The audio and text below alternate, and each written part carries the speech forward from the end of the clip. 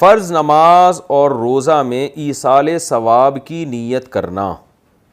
हम जो फ़र्ज़ इबादात करते हैं, मसलन फ़र्ज़ नमाज या रोज़ा, क्या इसमें भी वालिदैन के ईसाले सवाब की नीयत कर सकते हैं?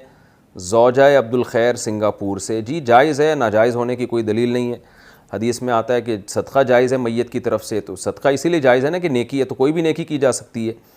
लेकिन बेहतर यही है कि जितना हदीस में आया है उसी पर इक्तिफ़ा कर लें, तो मेरी राय में ज़्यादा बेहतर है।